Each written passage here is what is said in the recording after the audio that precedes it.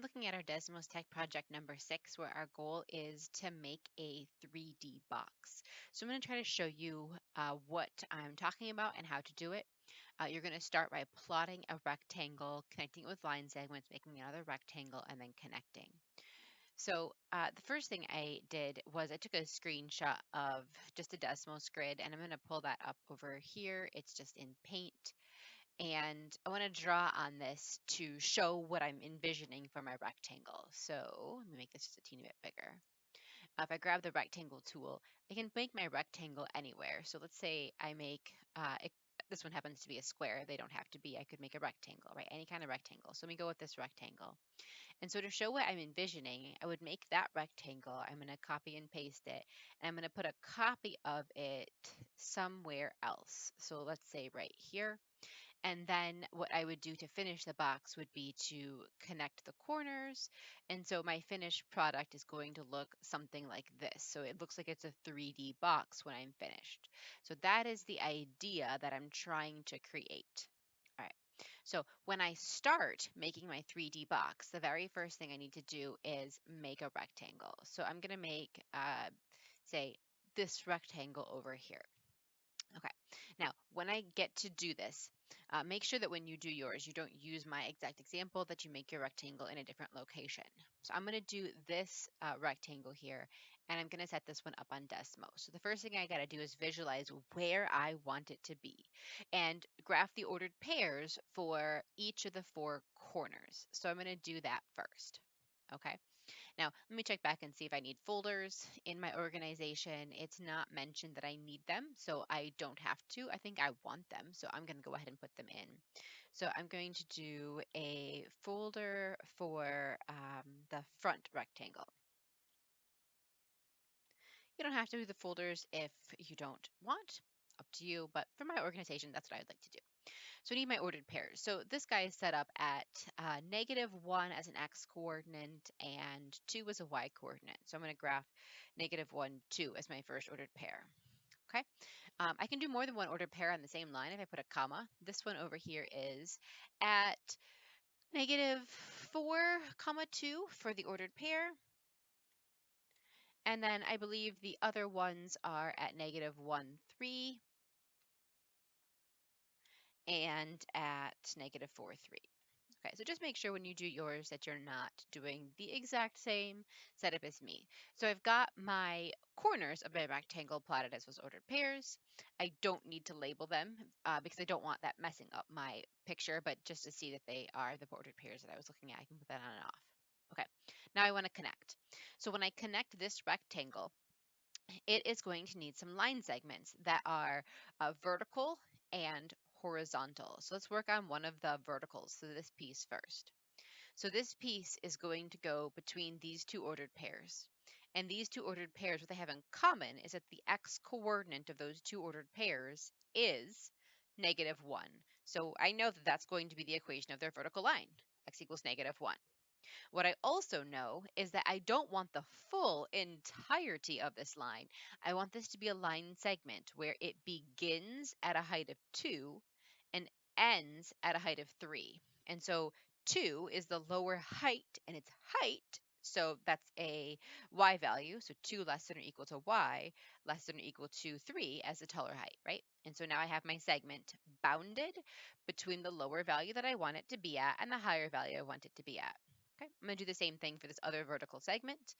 This vertical segment between these 2 ordered pairs is going to have an x coordinate of -4, and it's going to be bounded the same way. I could actually just copy paste that down because I can see, again, -4, 2, 2 is the lower height value, 3 is the upper height value. Similarly for the horizontals, if I look at these 2 points for the horizontals, what they have in common is that they have the same y coordinate, right? It's 2. So I'm going to do y equals 2. Now that's too big, of course, because it's going all the way. I don't want all the way. I want just between these 2 points. And so this has a lower x boundary of -4 and a higher x boundary of 1. So now I do my boundary with -4 less than or equal to x, because x is the boundary, up to -1. Okay, and then the same thing, these 2 ordered pairs up at the top, you can see their y coordinates for the set I chose is 3, and I can copy my restrictions here and paste those in. Okay, so that would do it. One thing just for me for drawing this rectangle is since it's all part of the same rectangle, I want them to all be the same color. So my points are blue. I'm just going to go ahead and make these lines all blue as well. So I have my first rectangle. Then I'm going to turn the labels off. So I did use them while I was making them just because it made it easier. I can even turn my points off now that I don't need to see them, but they help me set this up. So they help me figure out where to draw my rectangle. So again, my end result is just going to be some picture like this. If I asked you to leave the points on, I don't recall if I asked you to leave them on. I did want you to plot them. So you can leave them on or off, doesn't matter. So I guess I'll turn mine back on because I did ask you to plot them. So got our points right there. Okay. Now, your next job is going to be to draw the same size rectangle in the back. So I'm going to make a new folder for my back rectangle. Now the back rectangle needs to be, it can't just be any rectangle. It has to be a rectangle of the exact same size. So back over here, if I copy this and paste it, I'm going to put it somewhere in the back. So let's say here. So I know where it is so that I know eventually how to connect it. Okay, so I'll do my connection piece there later. But let's say I wanted to put it here, just anywhere to the back. Oops, wrong tool there. I'm going to select. So it doesn't have to be back and up. It could be back and down. It could be, wherever you want it to be. Somewhere behind the other rectangle. It could be to the left instead of the right. Don't make yours the exact same as mine, please. Make your own rectangle. Okay, so I'm just going to get my ordered pairs up. I'm not going to do the connections for these. So my ordered pairs now, it looks like I would be at 0, 4, and 0, 5. All right, so that's those two, and then these look like they're going to be at -3, 4, and -3, 5. Okay.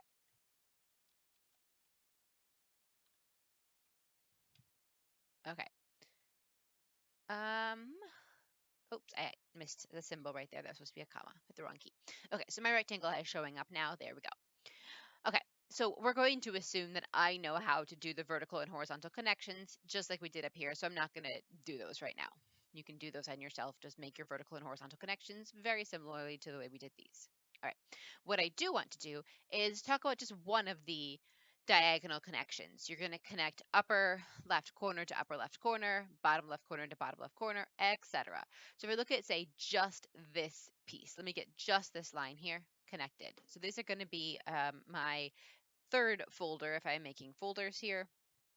You don't have to make folders. It's just for my organization purposes. I can condense things better. So my third folder is going to have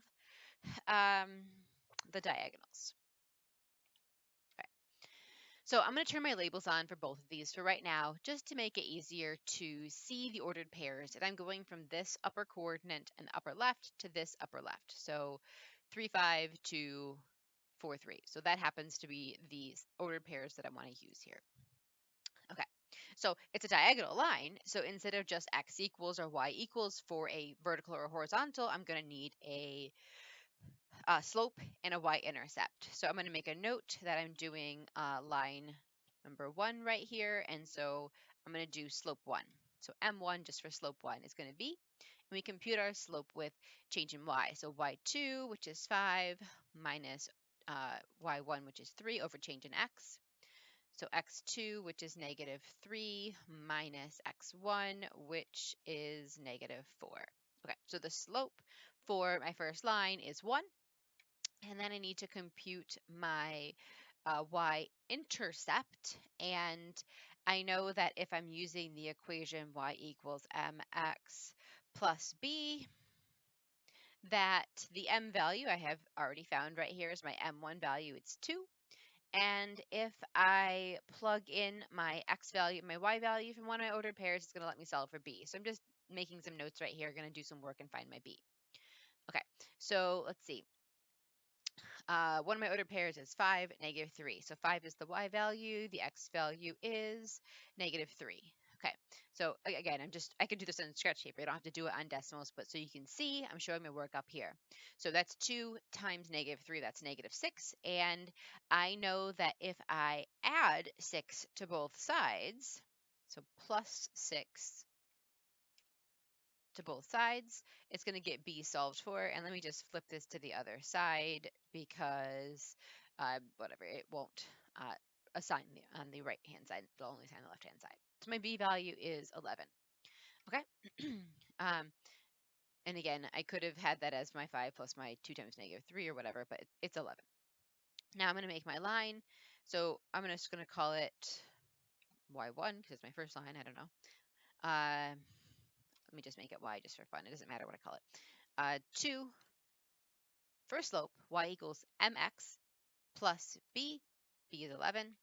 And it should go perfectly through those 2 lines that I asked it to go through. All right. If you want to get rid of those 2 things, you can. They're not hurting anything. They are supporting my line right here. I can keep them up there. Doesn't matter. But I need to do the same thing again and find line number 2 and line number 3 and line number 4. I need to have all my lines. Now, I also need to restrict this line because it is too long, right? It is going way too far. I want it to go just between this corner and this corner. So again, I can restrict this um, with a domain restriction saying that the furthest over I want this to go is -4. So -4 is less than or equal to, that's an x value. And the furthest right I want this to go is -3 because that's the x value of that ordered pair. Boom, I got my restriction in my segment right here. So it goes just from here to here. So I wrote the line and I gave it its domain restriction. Okay. So you're going to do the same thing for lines 2, 3, 4. You're going to connect bottom left to bottom left, top right to top right, bottom right to bottom right. Once you have the line written, give them a quick domain restriction and you'll have your box completed. All right, my box is missing several pieces because I did not do the back rectangle. I didn't do my connections, but based off of what we did with the first set of connections, I'm sure that you know how to do that and you can come finish the rest of your connections as well. All right, so I hope that was helpful. If you have any further questions about how to make a 3D box on decimals, just send me an email, let me know. And please make sure when you do your example that you don't choose the same box as I have. I picked my box to be on the left side in the negative coordinates, which is probably not the easiest thing to do because I have lots of extra negatives I have to work with. I figure most students will choose something in the first quadrant, and so I wanted to make sure my example was a little bit different so that you had plenty of options where you could choose things that were not the same as mine somewhere else over in the first coordinate.